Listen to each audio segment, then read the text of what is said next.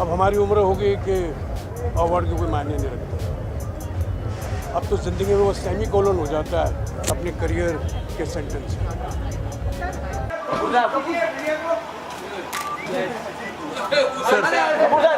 Sir गाड़ी जाने दो सर।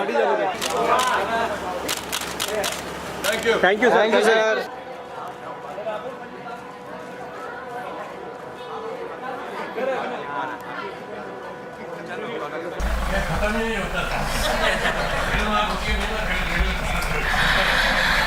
वैसे इनको पैसे नहीं मिलने चाहिए फिल्म में एक्टिंग करने के लिए।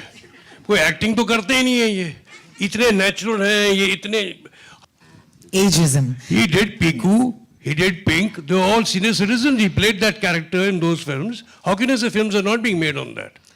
Not too many films actually.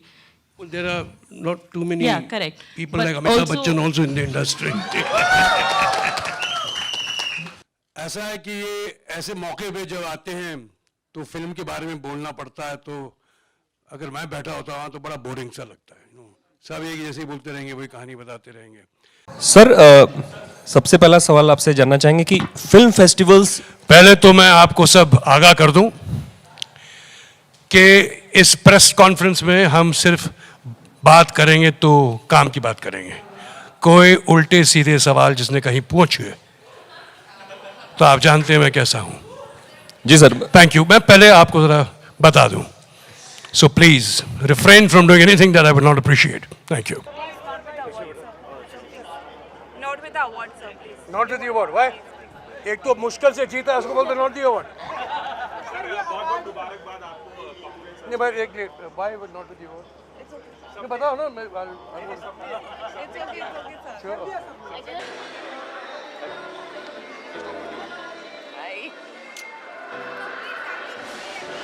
पहले आपको ये बता दें कि हम एक घर में नहीं रहते हैं, हम अलग अलग रहते हैं। तो ये सिर्फ कोइंसिडेंस है, इत्तेफाक है कि हम एक ही वक्त आए और हम आपके सामने हाजिर हैं।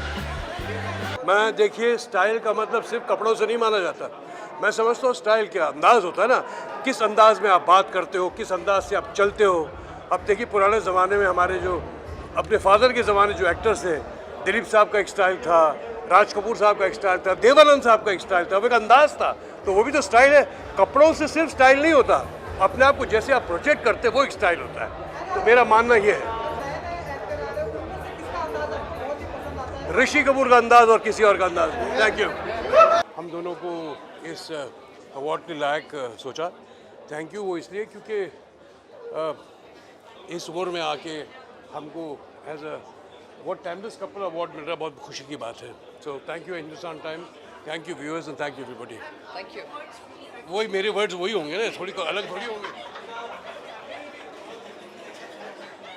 Sir, with all these trolls, these news headlines, and all these tweets, how do you react to all this? How do you I take do this that in? all for myself. I don't do it for you.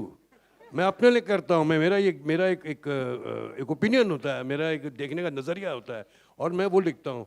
और मैं हर बार कोई गलती बात लिख देता हूँ, लेकिन वो होती दिल से, मैं बनाता नहीं हूँ। बस दैट इज इट। No. अब कोई भारती जैसी भाई कोई क्वेश्चन पूछो ना भाई।